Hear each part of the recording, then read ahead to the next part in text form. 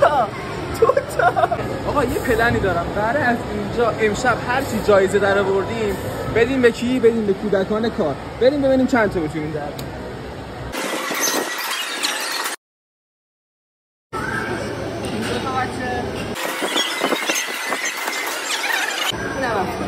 تو برام مرسی از این سفرتون را کنید.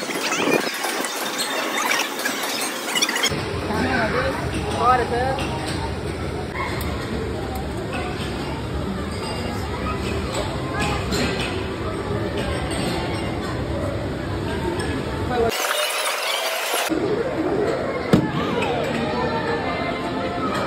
تمام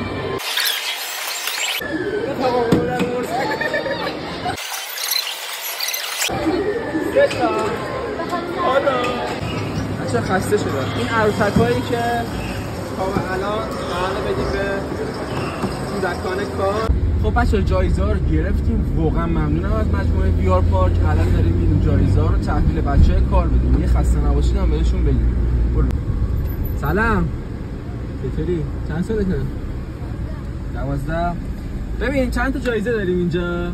خب میخوایم جایزه بدیم. قمقمه بهت بدم یا عروسک؟ قمقمه. ببین وسط نشون بدم. اینو دوست داری؟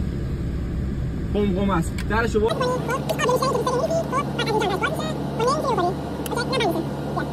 برادر کوچیک‌ترم داری؟ خواهر داری یا برادر؟ خواهر داری. چند تا؟ 2 تا. 2 تا خواهر داری. بیا. یه دونه کیف کوچولو دارم، بده به یه خواهرت. این یکی هم بده به یه خواهر دیگه. یادت نره بدی ها. نگی من بهت دادم، بگو براشون کادو خریدی. فدات شم. خداحافظ. عمو سلام. سلام. عمو دختر یا پسر داری؟ آره. دختر یا پسر؟ دارم. آره. دختر؟ آره.